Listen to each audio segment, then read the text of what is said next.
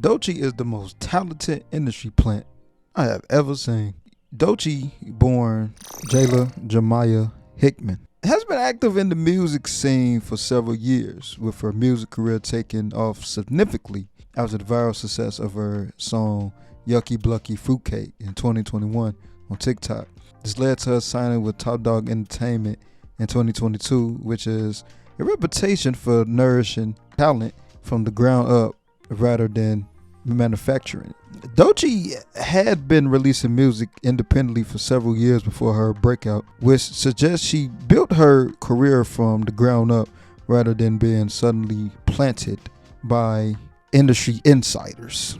Her rise to fame was significantly propelled by organic viral success on platforms like TikTok, indicating genuine audience engagement rather than solely label-driven promotion. Her authenticity is often vouched for by other artists and industry insiders who have witnessed her journey firsthand. Critics may argue that her signing with TDE, a label with significant influences and resources, could imply some level of industry manipulation or strategic placement, especially given her rapid rise following the signing. Some might view her quick success post-signing as too meteoric, suggesting possible industry orchestration, though this could also be attributed to her talent and the viral nature of her music. So this whole thing, this whole concept of industry plants, and now in hip-hop, it began to take root in the late 90s, early 2000s, when the commercialization of the genre exploded. As hip-hop became more mainstream, record labels started taking a more active role in shaping and promoting artists, sometimes at the expense of authenticity. Artists who were marketed as street or underground were often discovered later to have had backing from major labels or connections from the start. Now, like some people, you automatically think of, you might argue Vanilla Ice in the 90s. That was one of the earliest examples of an industry plant in hip hop, as his image and background were manipulated by the industry to make him seem more street than he actually was. His massive success, which we all know, Ice Ice Baby, led to criticism when it was revealed that much of his backstory was fabricated. 50 Cent, interesting enough, obviously despite his authentic street background, we gotta remember he was heavily supported by Dre and Eminem before being widely known. While his rise to fame was organic in some ways, his behind-the-scenes support early on led some to question the true grassroots nature of even his ascent.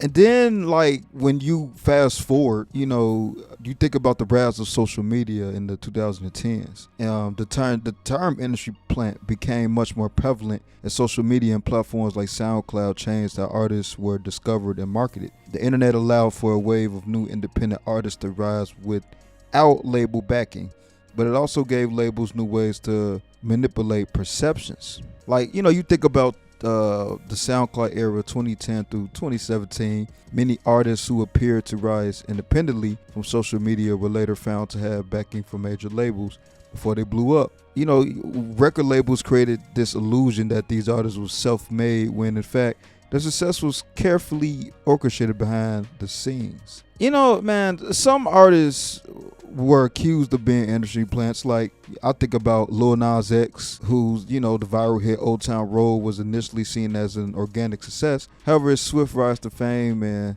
subsequent collaborations with big industry players led some to speculate about how much of his rise was orchestrated by labels. Some people, man, I remember I seen some people try to even argue somebody like a Chance the Rapper, who often presented himself as independent, was accused by some of having industry connections and backing that helped him achieve mainstream success without signing to a major label. And it's a lot of artists that face these allegations, these plant allegations. Even somebody like Billie Eilish, obviously not like, strictly a hip hop artist. She has faced accusations of being an industry plant due to her polished image, major backing, and the industry connections of her family, despite being presented as an indie artist. Think about Lizzo. I believe she faced similar allegations despite years of working in the industry when she finally broke into mainstream success. Some claimed her rise was part of a corporate agenda to market body positivity and inclusivity in a careful, controlled way. Man, these marketing tactics, these labels use social media platforms like Instagram, Twitter, and TikTok to create these viral marketing campaigns that make it appear like certain artists gain popularity organically. Fans obviously are going to become increasingly suspicious of new artists who seem to come out of nowhere and slick marketing and rapid access to major platforms. And we can even go to this era, the 2020s, where now the concept of the industry plant continue to spark debate in this era of hip hop, as more artists are being accused of being plants based on how quickly they rise to fame.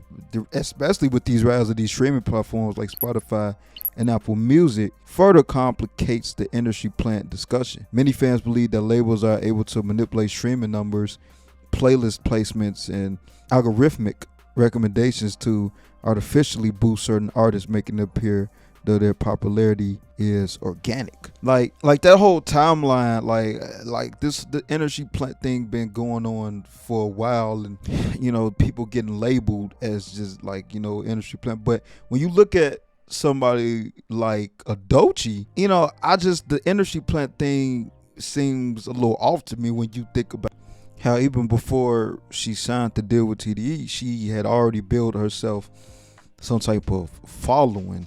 I remember she even had like a song with JT that was pretty big for her standards without being signed to like a major. So like that was obviously years before she signed with TD. So the work was already like there. Like her work was already out there. And obviously I think what happens, obviously TDE finally, TDE probably been scouting her for a while and watching her move, and finally was like, you know what, let's sign her and let's take her to the next level. And that's what they doing. It seemed like they doing exactly what a record label's supposed to do with the artists that they believe in. So needless to say, for all the people out there, because it was floating around for a minute, stop with those narratives. It's crazy. It's ridiculous. That's all I really got to say on the subject, man. If you a fan of Doechii, if you really been liking the way Doechii been moving, if you been liking her, if you like the album Alligator Bites Never Heals, man, let me know in the comments, and let me know in the comments your thoughts on her being an industry plant. But like I always say, man, leave a like on the video and subscribe to the channel.